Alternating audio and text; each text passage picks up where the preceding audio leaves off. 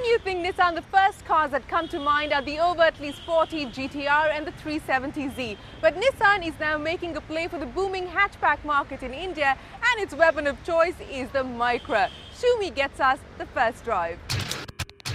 2010 is turning out to be the year of the hatchback. Volkswagen has just launched the Polo, and now it's Nissan's turn. They're going to enter the most hotly contested part of the automotive market with this, the Micra. The car we're driving today is the XV, the top model, and we're going to find out what Nissan is bringing to the table. It's a very, very crucial car for Nissan. It's going to set the tone for what the company is going to do here.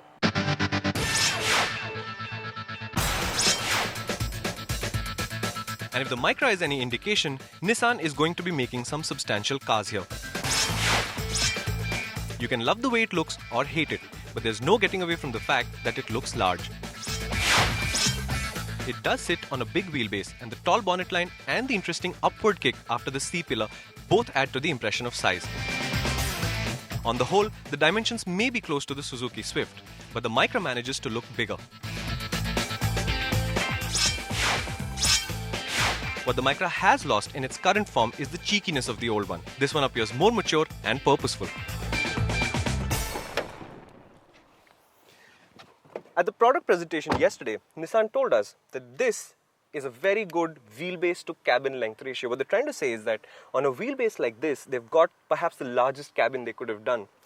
It's not an inaccurate claim. If you look at it, this seat is adjusted for a normal Indian-sized guy, and I do have enough knee room, there's good leg room, I have good headroom, shoulder space is good, and there is a lot of space in the middle of the seat. So if you have 5 passengers in here, it's not going to get very cramped. I have to say, the base model seat is not like this. It's a very flat seat, and I think thigh support will be an issue on that seat.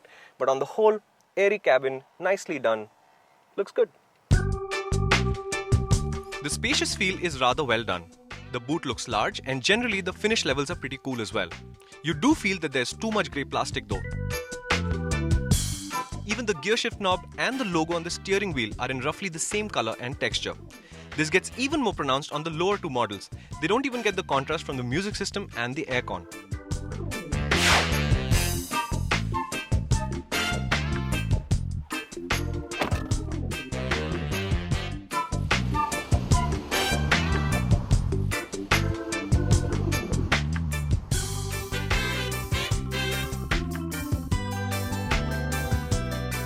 Nissan has made some very interesting choices when it comes to speccing the 3 models they're selling.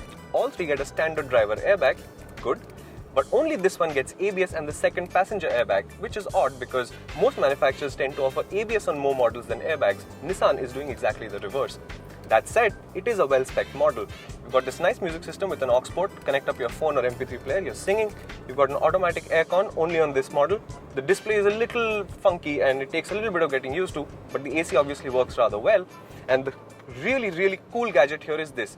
This is the key to the Micra XV. It's wireless. All it has to do is be in the car, and you use the button behind the steering wheel to start the car. It's an interesting way to get started in the morning. And the Micra rolls along nicely. Initially, Nissan will offer this car with only one petrol engine. The 76 PS 1.2 litre 3-cylinder petrol mated to a 5-speed manual gearbox.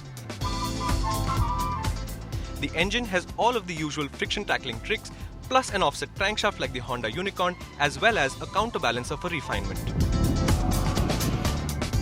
76 PS, 1.2 litre engine, we've heard these numbers. What can the Micra do with them?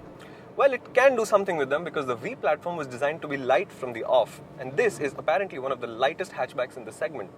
What this means on the road is that the performance is actually interesting. Mid revs, high revs, it does actually go very well. High revs, the engine, you can hear it. It's not unrefined or noisy. It's just that you can hear it working. 18.06 kilometers to the litre, so it's in the economy ballpark as well. I have to say the gear shift, the throws are a little long and it's a little notchy in feel, but I'll put the notchy down to the fact that the car has only 300 kilometers on it, so it's probably new and it'll sort itself out. On the whole, this seems to be a fun car to drive, and when comparison tests happen, I think it'll hold its own. Nissan maintained that great usability in city traffic, maneuverability and visibility were key components in the design, and I have to admit that the tall bonnet will make new drivers surer of their parking. It can also be turned around in a small space, so the urban cut and thrust should be a breeze with the Micra. When you first sit in the Micra, you might get the impression that you're sitting in a really tall car. The impression passes though, and you discover that they've got what they wanted out of the car. Handling is really nice, it's agile in city traffic, and at the same time it's stable on the highway. They've crucially not over-servoed the steering wheel. So it's not very light in the city, but at the same time it's not completely feelless either. It's a nice balance. Ride quality is similar. They've got this very deliberate, thorough European kind of ride quality, which feels very impressive to drive. On the whole, I think this car will slot in near the top of the segment, if not at the top of the segment on the dynamic stakes. What you might notice is that the suspension feels a touch soft on the initial stroke, but around corners it doesn't get in your way. Over bad roads, it does a rather nice job as well. Nissan have made some odd choices with the Micra though, like the airbag on all but ABS only on the top model, or the lack of chrome logos on the steering.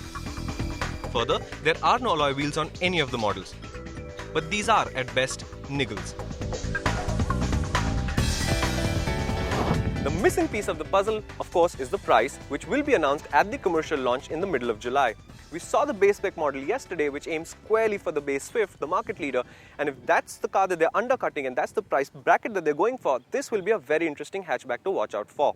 The diesel engine, if you're wondering, it's coming by the festive season, and in the meantime, Nissan is working very hard to ensure that the dealerships are in place. They expect to have 20 by the time the car is launched and 40 before the year is out. To know more about the Nissan Micra, just pick up the next issue of Overdrive and look for the road test.